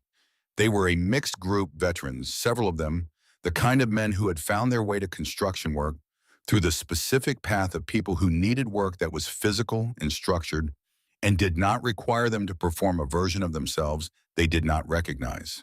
Ezra gathered them for 7 minutes. He did not give a speech. He told them the 3 things that needed to be corrected and how he wanted them corrected, and by when. He told them he would be walking the site twice daily and that he expected to be told about problems before they became visible, not after. He told them his name and his background in 1 sentence. Then he said, let us get to work. They went to work. By noon, 2 of the 3 corrections were done. The third required a materials delivery that had been scheduled for Wednesday, and Ezra had already called the supplier and moved it to Tuesday afternoon. The crew noticed this. They did not say anything about it, but Ezra had managed enough teams to read the specific quality of silence. That means people are revising their initial assessment in a direction that is useful. He ate lunch sitting on a concrete block with his notebook open, not because he needed to perform industry, but because there was actually work to do in the notebook, the kind of thinking that required a physical record to be done properly. He was mapping Voss. He had spent the evening since Friday at the chapter house with access to a computer and the particular focused attention of a man who knows how to read documents and knows which documents to read. He had started with the city zoning database, which was public record and which contained more information than most people bothered to extract from it because most people did not have the patience or the training to read the way Ezra read. The lot on the south side was classified under a federal program designation he had recognized from his time navigating the VA system. The Veterans Housing and Community Improvement Initiative, a federal block grant program that channeled funds through municipal housing authorities for the purpose of developing housing and community infrastructure specifically designated for veterans. He had looked up the program. He had found the disbursement records, which were also public, which almost no one ever looked at because they were formatted in a way designed to be technically accessible and practically impenetrable. But Ezra had been trained to read logistics reports in conditions where getting the logistics wrong meant people died, which was an education in reading carefully under pressure that civilian data formats could not defeat. The program had disbursed $4.2 million to the City of Chicago Housing Authority over a 3-year period. He had found the project codes associated with those disbursements. He had cross-referenced the project codes with the active development projects in the city database. 3 of the project codes did not match any active development project. $3.1 million associated with project codes that did not exist in the current project registry. He had looked at the project codes more carefully. They had been registered, they had been active, and then they had been closed quietly with a status update that read completed, which in the database meant nothing further was required and nothing further would be looked at. Completed. $3.1 million. No physical projects corresponding to the codes. No veterans housing built. No community infrastructure developed. The money had gone somewhere. He had found in the meeting minutes of the Housing Authority Board, which were public record and which were formatted as though their purpose was to communicate as little information as possible, while technically constituting minutes a series of budget transfers in the period corresponding to the project closures. The transfers were to a capital improvement fund administered by the Deputy Commissioner's Office. The Deputy Commissioner's Office was Harlan Voss. Ezra had written all of this in the green notebook in the neat, precise hand that 22 years of field documentation had given him. He had cross-referenced every number. He had noted every source. He had built the kind of record that was not an accusation, but was the materials from which an accusation could be constructed by someone with the authority to construct it. He was not that person. He knew who was. He was not going to call a lawyer because he did not have one. And because the kind of lawyers available to him in his current situation would take weeks to engage. He was not going to call the police because Officer Bryce Holt had demonstrated the problem with that approach. He was not going to go to the press because the press had been Voss's tool on the morning of the arrest, and he did not yet know which reporters were independent of that relationship. He was going to call the Office of Inspector General for the Department of Housing and Urban Development. This was the federal office responsible for investigating the misuse of federal housing funds. It was not a glamorous office. It did not make the news very often. It processed complaints with the methodical thoroughness of an institution that had been processing complaints for decades and had no particular investment in whether the result was dramatic or not. Ezra had found the correct contact number in the program documentation he had downloaded. He had prepared a summary of the discrepancy, 2 pages single, spaced with every source cited and every number cross-referenced, and a clear statement of the specific regulation that appeared to have been violated. He made the call on Tuesday evening from the common room of the chapter house, sitting at the table with his notebook open and his 2 pages of documentation in front of him. The person who answered was a woman named Sandra, who had the brisk competence of someone whose job required her to distinguish quickly between reports that had substance and reports that did not. He told her what he had found. He told her the specific program name and the disbursement amounts in the project codes and the transfer mechanism and the name of the office the funds appeared to have moved through. He told her he had documentation of all of it available for transmission. He told her he was a United States Marine Corps veteran with 22 years of service and that the funds in question were designated specifically for veterans housing. Sandra asked him 2 clarifying questions. He answered both completely. She said, "Mr. Cross, I am logging this as a priority category complaint. Someone from our Chicago regional office will contact you within 5 business days." He said, "I appreciate that." She said, Do you have secure email for the documentation? He gave her the email address of the chapter house which Wade had made available to him. He sent the documentation that evening. 2 pages, every number cited, every source footnoted. Then he closed his notebook and went to bed. He did not tell Wade. He did not tell Axel. He did not tell anyone in the chapter because the chapter had its own complicated relationship with federal authorities, and because the investigation was not the chapter's to conduct. It was his. He had found the problem. He had the training to document it. He had submitted it to the appropriate authority through the appropriate channel. That was the work. The work did not require an audience. He went back to the site on Wednesday and confirmed the material's delivery was on schedule, and walked the site and found 2 new things to note in the notebook and corrected one of them before the end of the day. The crew was finding their rhythm with him. He was learning their individual capacities, which was the thing a foreman actually needed to know. Not the generalized competence of the group, but the specific strengths and limits of each person in it. There was a man named Curtis who was the best concrete finisher Ezra had seen in 20 years. There was a man named Del Vecchio who had a habit of rushing the last step of any task and whose work needed a specific kind of checking. There was a young man, 24, named Weston, who had the instincts of someone who would be exceptional at this work in 5 years if someone taught him correctly, and who was currently suffering from the lack of that teaching. Ezra began teaching him, directly and without ceremony, the way you teach someone when you have identified both the gap and the capacity to fill it. The week passed in work and cold, in the kind of exhaustion that is productive rather than depleting, the kind that comes from using yourself fully and correctly. On Friday, 9 days after the blizzard, the regional HUD Inspector General's office called. The investigator's name was Gerald Marsh. He had a voice that suggested long experience with situations in which people had done things they believed were cleverly concealed, and he spoke with the deliberate pace of someone who had learned that clarity at the outset prevented confusion at the conclusion. He said he had reviewed Ezra's submission. He said the documentation was, in his words, unusually complete for an initial complaint. He said his office was opening a formal preliminary inquiry and that Ezra would be contacted for a formal statement within 10 days. He said, "Mr. Cross, I want to be straightforward with you. What you have submitted, if it holds up to our forensic review, describes a significant misappropriation, the kind that takes time to prosecute properly, but that tends to prosecute successfully." Ezra said he understood. Marsh said, "I want to ask you directly. Have you shared this with anyone else? Media, law enforcement, any third party?" Ezra said he had not. Marsh said, "I would ask you to keep it that way for now. If this gets into the press before we have completed our preliminary review, it becomes significantly more complicated to handle correctly."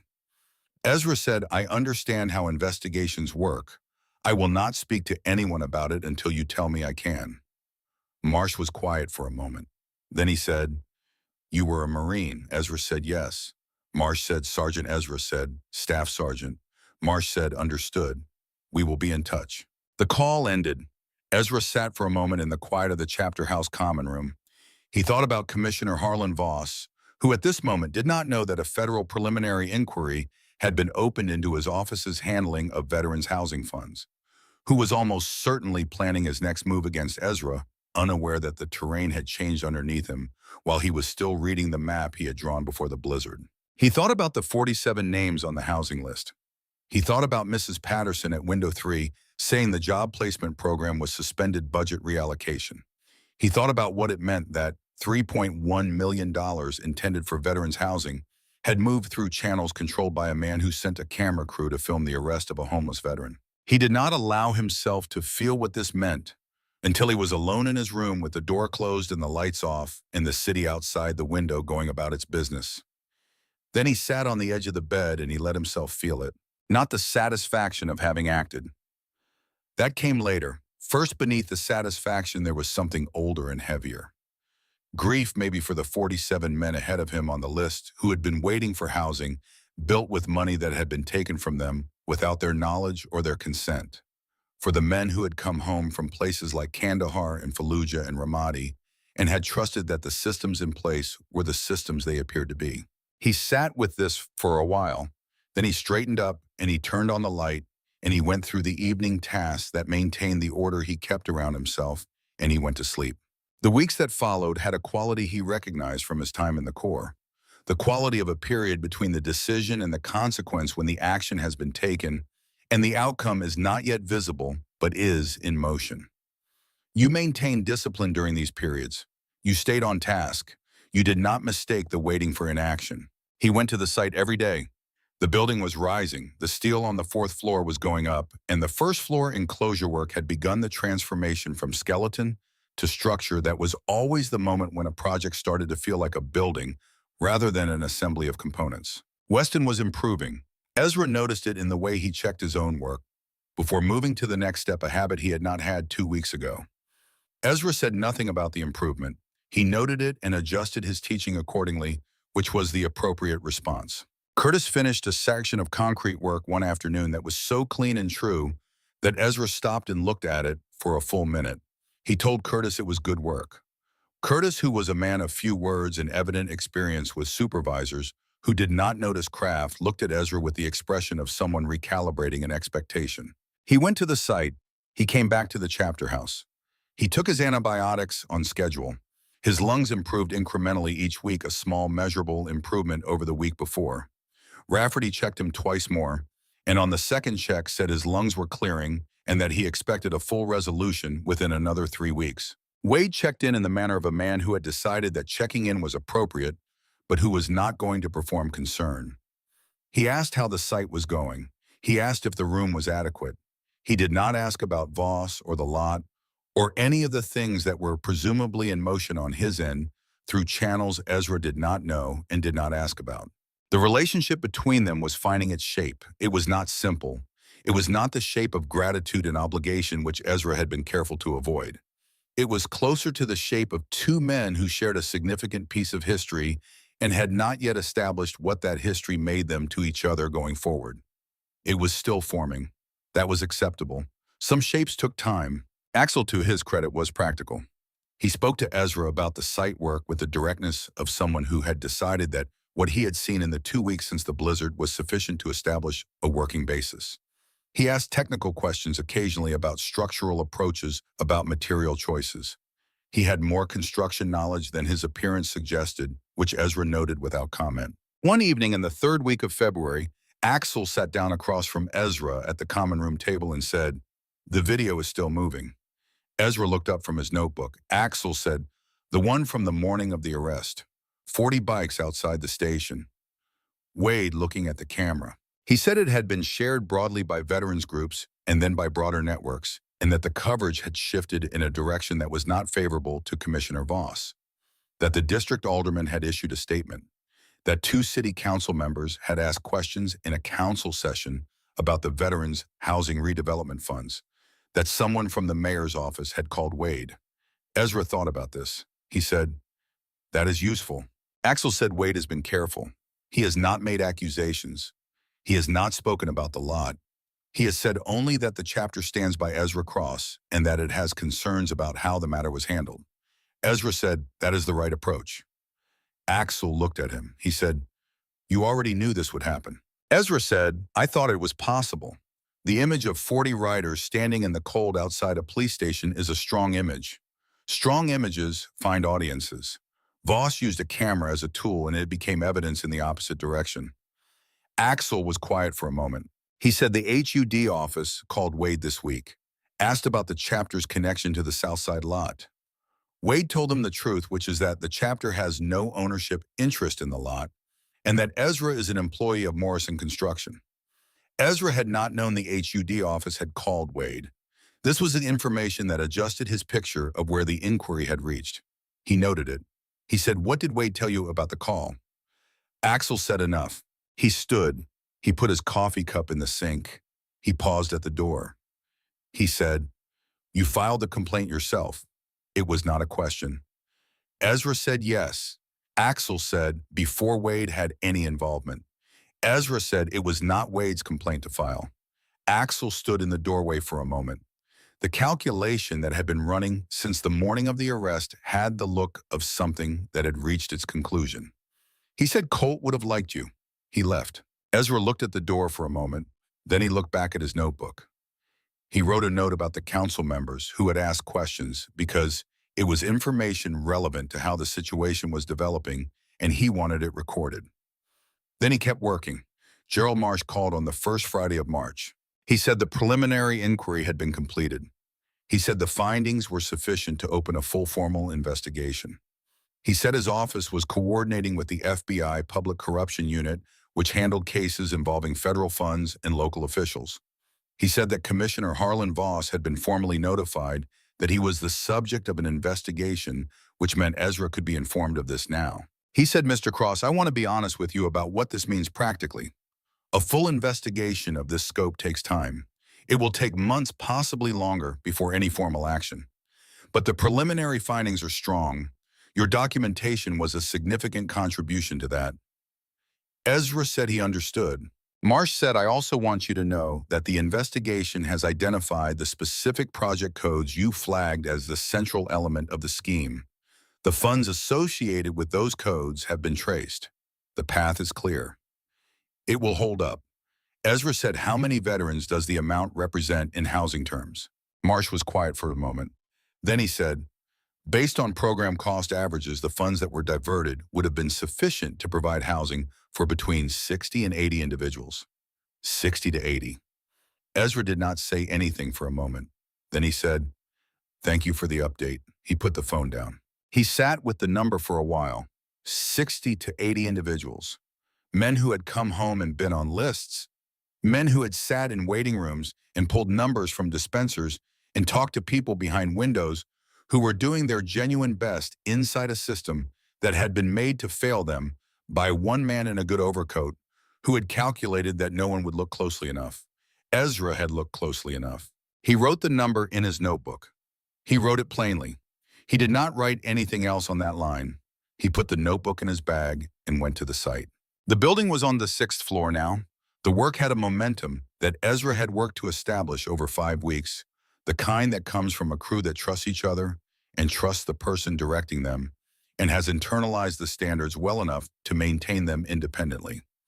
It was the thing you built toward as a foreman, this state where the team itself was the quality control mechanism rather than any individual supervision. He walked the site. He signed off on 2 inspections. He talked to Del Vecchio about his finishing work, which had improved considerably, and told him so directly.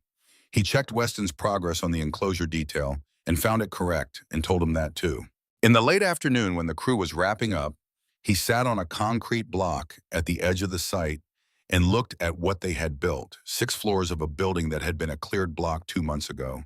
The steel true, the concrete work clean, the kind of thing you can stand and look at and know it will be standing when you are gone. He thought about what he wanted to build next. He had been thinking about it for a while, not with urgency because the present work was demanding and complete, but with the steady background attention of someone who knows that the current chapter is a chapter and not the whole book. He thought about the lot on the south side.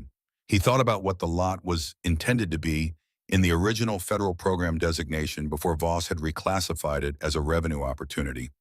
Veterans housing and community infrastructure. That was the language of the program. That was what the money had been meant to build. The money was gone. The investigation was underway. But the lot was still a lot. And the program, absent Voss's interference, still existed. There were federal housing funds that had not been touched, other disbursements from the same program that were sitting in project accounts waiting for applications. He knew how to read a federal grant application. He had filled out enough forms in 22 years of military service to understand that the forms were navigable if you read them with patience and attention. He had helped other veterans navigate VA paperwork because the paperwork, which was deliberately designed to be difficult, was not actually difficult if you understood its structure. He could write a grant application. He could write one for a Veterans Community Center on the South Side lot. He opened his notebook to a fresh page. He wrote Cross Point Veterans Center at the top of the page. He drew a line under it. He began to write. He did not tell Wade yet. Not because it was a secret, because it was not yet a proposal. It was thinking on paper, which was how thinking became real, and you did not bring thinking to other people until it had become real enough to stand on its own. He worked on it in the evenings after the site. He researched the grant program. He researched the specific application requirements. He researched what similar centers had built in other cities, what they offered, what they cost, What made them function over time rather than open and close? He thought about what veterans needed, which he knew from being one, and from watching others struggle with the particular aftermath of military service, the things that were not injuries in the clinical sense, but that required the same kind of structured support. Work, community, a place that was theirs, organized on principles they recognize. He wrote a program outline. He wrote a budget. He wrote a narrative section explaining the need, which he wrote in the plain declarative style of someone who had learned that the strongest case for something was its honest description. After 3 weeks of evenings, it was a real document, 22 pages, every number justified, every program element connected to a documented need. The kind of document that did not ask for things. It demonstrated them. He printed it at the chapter house, and he read it through twice, and he made corrections, and he printed it again. Then he brought it to Wade. He set it on the table in front of Wade and said, "I would like to propose a project." Wade picked it up. He read it. He read all of it, which took 20 minutes, during which Ezra sat across from him and said nothing. Wade was a man who read things completely before responding, which was a quality Ezra respected. When he finished, Wade set the document down. He said, "You wrote this yourself?" Ezra said yes. Wade said, "In the evenings?" Ezra said yes. Wade was quiet for a moment. He said, "The lot is still technically under the city's administrative review process. The occupancy charge was dismissed, but the ownership question has not been formally resolved." Ezra said, "The ownership question will be resolved by the investigation. When the investigation establishes that the classification of the lot under Voss's redevelopment scheme was irregular, the prior program designation will reassert. The lot reverts to the federal program. A community organization can apply to use it for the program's stated purpose." Wade said, "You have already looked into this?" Ezra said yes. Wade looked at the document again. He said, "This is a real proposal." Ezra said, "I would not have brought it to you if it were not."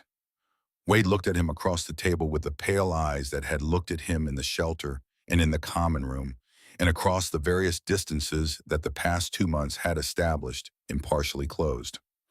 He said, "The chapter will contribute materials and labor from the members who have construction backgrounds. There are more of them than you might expect." Ezra said, "I would appreciate that." Wade said, "Axel will want to be involved in the building phase." Ezra said, "I was counting on it." A pause. Wade said the name. Ezra said, "Cross Point." Wade looked at it on the page for a moment. His expression was not unreadable. It was the expression of a man who is deciding whether to say something that is personal, and who has had enough personal things said and unsaid in recent weeks to understand that the cost of not saying them is sometimes higher than you expect. He said Colt would have been the first one through the door. Ezra said, "I know." They did not say anything else about it. The investigation concluded its public phase in the first week of April. Commissioner Harlan Voss resigned from office on a Tuesday morning, and his attorney issued a statement saying he would cooperate fully with federal investigators, which was the language attorneys use when cooperation is the only remaining option. Officer Bryce Holt was terminated from the department pending the outcome of a separate internal affairs investigation into the medication incident and 2 prior cases that the investigation had surfaced. The Chicago Tribune ran the story on the front page. The headline read, "Federal Investigation Finds Millions in Veterans Housing Funds Diverted Through City Officials." The story mentioned Ezra's name once in the 4th paragraph as a veteran whose complaint to the HUD Inspector General had initiated the inquiry. One sentence. Ezra read the story at the site on his phone during the lunch break. He read it once. He put the phone in his pocket. Curtis looked over at him and said, "You going to say anything about it?" Ezra said. "The concrete for the 5th floor exterior is arriving Thursday. I want the forms ready by Wednesday afternoon." Curtis looked at him for a moment. Then he looked at Delvecchio. Then they both looked back at their lunch. It was enough. It was more than enough. The lot was formally restored to the Federal Housing Program designation in late April, 6 weeks after Voss's resignation, through the same administrative process that had been used to reclassify it, and that now, absent the official who had corrupted it, operated correctly. The program office in Washington approved the community center application in May, which was unusually fast, and Ezra suspected that someone at the regional HUD office had exercised some informal influence on the timeline, which was not something he would ever be able to confirm, in which he chose to regard as a system working the way it was designed to work. Construction began in the second week of May. It was different from the West Loop project, which was a commercial building with defined specifications and an established crew. This was something that was being built by a combination of Morrison Construction employees, Hells Angels chapter members with construction backgrounds, and a rotating group of volunteers from veterans organizations who had heard about the project and wanted to be part of it. The mix required a different kind of management, the kind that accounted for varying skill levels and varying degrees of familiarity with construction protocols and the particular intensity of people who are building something personal.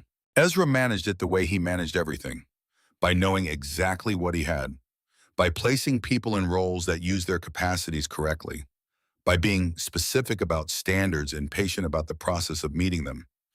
Axel was there from the first day. He came in work clothes rather than colors, and he did not announce himself, and he did not wait to be assigned. He looked at what was needed, and he did it. He had the particular efficiency of a man who had spent his life doing physical work and knew how to make himself useful without creating noise around it. By the end of the first week, Axel and Ezra had developed the working shorthand of people who have figured out each other's methods. No excess communication. Accurate information exchanged at the necessary moments. Standards maintained without being constantly reiterated because both of them understood the standards and applied them without reminder. There was an afternoon in the third week of construction when they were working on the framing for the main hall, and Axel was running the level along a top plate, and it came back perfect, and he handed the level to Ezra without a word, and Ezra checked it and handed it back, and neither of them said anything. That was what it had become, not friendship in the declarative sense, something more functional and perhaps more durable. Two men who knew what they were doing working on the same thing. The building rose through the summer. It was not large. It was not elaborate. It was precisely what the proposal had described and nothing more, which was a small building with a large common room and 8 private offices for counseling and services in a commercial kitchen in an exterior space that could be used in warm months for events and gatherings. Everything structural was built to last. The finished work was done carefully. The pantry was one of the last things Ezra worked on personally. He built the shelves himself in the evenings after the crew had left using hardwood he had sourced and cut himself. He built them deep and strong, and he installed them with the same precision he brought to everything.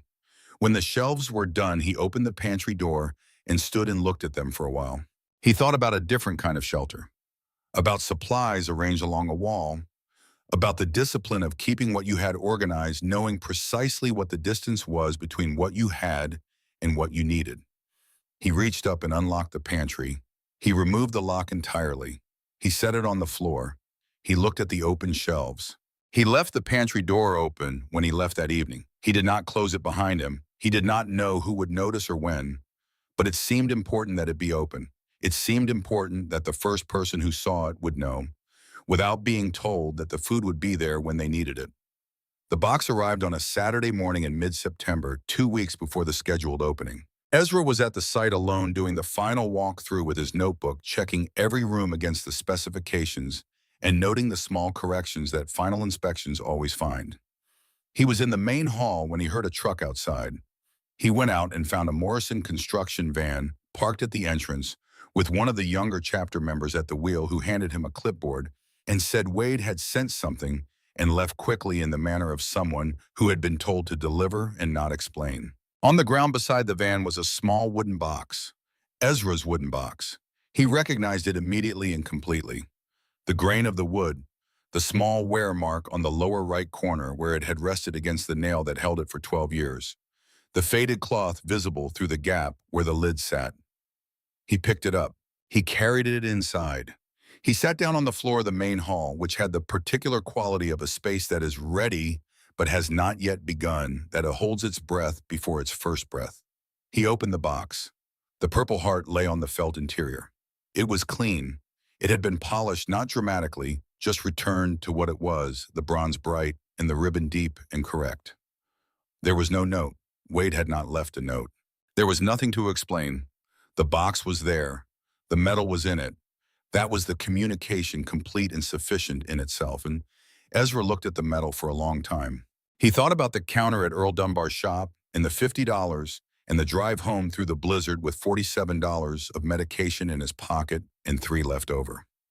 He thought about the man on the floor of the shelter and the color returning to his lips and the breathing stabilizing and the decision to go back out into the cold having been finally and in retrospect the correct one. He thought about Colt Garner, 23 years old, holding it together in a burning vehicle.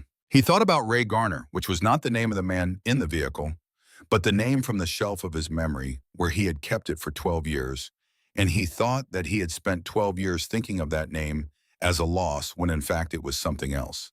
It was a thread, the kind that does not break, the kind that runs through things, through time, through the people connected to the person, through the meaning made from what could not be undone. He sat on the floor of the main hall of Cross Point Veterans Center with the wooden box open in his hands and the summer light coming through the new windows. And then Ezra Cross, who had not cried at the pawn shop and had not cried in the shelter and had not cried in the interview room or outside it or through any of the weeks and months that had followed, allowed himself to cry now. Not from grief, not from loss, from the particular release of a man who has been carrying something very heavy for a very long time and has finally arrived at the place where he can set it down and who understands in setting it down how heavy it was. He cried for a few minutes. Then he stopped. He closed the box. He stood up. He finished the walk through. The opening was on this first Saturday of October. The weather was the weather of early fall in Chicago, the brief, clear cold that comes before the heavy cold, the kind that makes the city look like a photograph of itself. The morning light was flat and specific and very clean. People arrived beginning at 9. Not just the chapter, though the chapter was there in numbers. Veterans from organizations across the South Side. Families. Mrs. Patterson from the VA office at Window 3, who had driven herself and who stood near the back with her glasses on their beaded chain, and the expression of someone who is deeply satisfied by something and is not trying to hide it. Representatives from the Federal Housing Office. Reporters, 2 of them, who had been told that the event would be brief and would not include statements about the investigation, only about the center. Rafferty was there with his doctor's bag over his shoulder out of habit. Gerald Marsh from the HUD office was there, having driven from Springfield, which Ezra had not known he was going to do, and which he registered without letting himself show how much it registered. Wade arrived last with Axel beside him and stood near the door. Ezra spoke for 7 minutes. He did not have notes. He did not need them. He said what the center was for, which was to provide veterans in the South Side with access to services community in a place that was theirs. He said what it had cost to build, which he gave as a number that included the materials contribution from the chapter and the volunteer labor and the federal grant, because accuracy in accounting was how you demonstrated that the resources had been used correctly. He said the name of the center and why it was named what it was. He said the center was named Cross Point because a cross point was a navigation term. It was the point at which 2 lines of movement intersected, the point at which different trajectories met. He said that every person in the room was the result of lines of movement intersecting in ways that none of them had planned, and that what you did at the cross point, whether you kept moving in your original direction or changed course based on what you found, there was the thing that determined what came next. He said, this building is a cross point. He said, come inside. People came inside. The common room filled. The kitchen produced food, real food prepared by 2 chapter members who had apparently been cooking for the Brotherhood for years and who had approached the task of providing for the opening with the seriousness it deserved. Coffee. Good coffee. The kind that required attention and produced results. Ezra moved through the room. He spoke to people and listened to people and showed people the counseling offices and the resource library and the pantry with its open door and its deep hardwood shelves that he had built himself. He showed no one the wooden box. The box was in the small office he had designated as his own, the one at the back of the building with the window that looked onto the exterior space, the one he had claimed. Not because it was the best office, but because it was the most private and because there were things he needed to do in his work that required a door. At the end of the afternoon, when most of the people had gone and the chapter members were cleaning up with the efficiency of people accustomed to breaking down after events, Ezra went to his office. He took the wooden box from his bag. He looked at the wall above his desk. He had put a single nail in the wall in the center at eye level. He hung the box on the nail. He stepped back. The box hung on the wall of his office in a building he had built on a lot that had been intended all along for this purpose, and the metal inside the box was not a record of something taken or traded or lost, but a record of a man who had done the thing required, when the thing required was hard, which was the only record that had ever mattered in any life he had admired. He looked at it for a long moment, then he went back out to help clean up. 1 year after the blizzard on a January morning, Chicago was cold in the steady geological way of a city that has accepted winter as a fact. The sky was low and white, and the streets had the look of a city that had been through things and intended to keep going. Ezra Cross arrived at Cross Point Veterans Center at 6 in the morning. He arrived at 6 every morning. He had a key, and he let himself in, and he made coffee in the commercial kitchen, and he sat at his desk with the coffee and his green notebook and the day's work in front of him. The center had been open for 3 months. It had served 61 veterans in that time. Some had come once and not returned, which was their right. Some came every day. The services were developing the shape of what was needed rather than the shape of what had been assumed, which was the correct way for a service to develop. There was a housing referral program now. There was a job placement partnership with 4 construction firms, Morrison Construction among them. There was a peer support group that met on Tuesday evenings and had 6 regular members, and sometimes more. There was a refrigerator in the common room that was always stocked and that operated on the same principle as the pantry shelves. Always there, never locked, food available until you were finished. Ezra opened his notebook to the current page. He read through what he had written the previous evening, which was notes from a meeting with the VA regional office about a formal partnership for benefits navigation services. He added 2 items that he had thought of overnight and that needed to be addressed before the meeting follow-up was sent. He looked at the application files on his desk. He read through each of them with the complete attention he brought to every document, because every document represented a person, and every person deserved the precision. He had 47 veterans currently engaged with the center in some capacity. 47. The number was not accidental, and he was aware that it was not accidental. He had not designed it that way. It had simply arrived as numbers sometimes do, carrying its history and its composition. He wrote a note in the margin of one application. He initialed it. He looked up at the wooden box on the wall. The light in the office in early morning is the light of a working space before the work has started, clean and preparatory, the light of possibility rather than achievement. The box caught some of it and threw back what it could. Outside, Chicago was beginning. A city of 3 million people waking up and going about its business. The vast majority of its mornings ordinary, and its extraordinary mornings indistinguishable in advance from the ordinary ones. The blizzard had been one of those mornings. The night of the blizzard had been the night a motorcycle had gone down in the snow outside a lot on the south side, and a man inside the lot had heard it and had gone out. That was the whole story. Not in the sense of being small, in the sense of being complete. A man had heard something and gone out. What followed had followed from that, the chain of it running forward through the months and the work in the building, and the 47 files on the desk, and the open pantry, and the nail on the wall, running all the way forward to this ordinary January morning with the low white sky and the coffee and the green notebook and the day's work waiting. Ezra Cross picked up his pen. He opened the next file. He went to work.